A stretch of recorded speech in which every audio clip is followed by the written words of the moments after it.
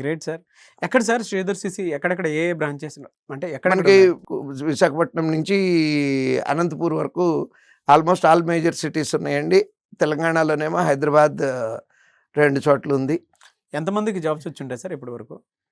అంటే ఇది పెట్టి 30 ఇయర్స్ అయింది. ఈ 30 ఇయర్స్లో నిజంగా అంటే ఎప్పుడన్నా ఇలాంటి క్వశ్చన్కి ఆన్సర్ చెప్పాల్సి వస్తుంది అని నేను ఎక్స్పెక్ట్ చేయక అన్నీ రికార్డ్ చేసి పెట్టలేదండి. సుమారుగా లెక్కేసుకుంటే ఇక్కడ కోచింగ్ తీసుకున్న వాళ్ళు 6.5 to 7 lakhs ఉండి ఉంటారండి టోటల్గా. ఇది ఈ 30 సంవత్సరాల్లో 6.5 నుంచి 7 లక్షల మంది ఉండి ఉంటారు. ఈ 6.5 నుంచి 7 లక్షల్లో different sector, public sector jobs అంటలేదండి. ఇప్పుడు MBA MCA కోచింగ్ ఇచ్చాము ఒక పర్టికులర్ టైంలో. ఆ టైంలో ఆల్మోస్ట్ 2.5-3 లక్షల మంది సీట్లు వచ్చి వెళ్ళిపోయారు. ఆ 2.5-3 లక్షల మందిలో 90% ఉద్యోగాలు వచ్చిన వాళ్ళేనండి.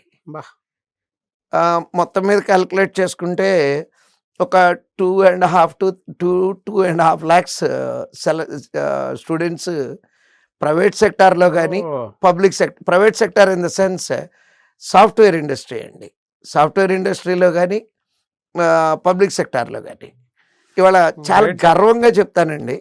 మీరు ఏపీ, తెలంగాణ, కర్ణాటక ఈ 3 స్టేట్లలో ఏ బ్యాంక్ అయినా ఏ బ్రాంచ్ అయినా వెళ్ళి శ్రీధర్ సిసి అనగానే టక్కన లెగిసి వచ్చేవాళ్ళు ఒకళ్ళన్న గ్యారంటీగా ఉంటారండి. It's proud moment. పబ్లిక్ సెక్టర్లో 20,000 ఉంటారండి. పబ్లిక్ సెక్టార్ లేదా ఇంకెక్కువ ఉంటారండి. 35-40,000 ఉంటారండి. 35-40,000 ఉంటారండి ఈజీగా. Great sir, great contribution.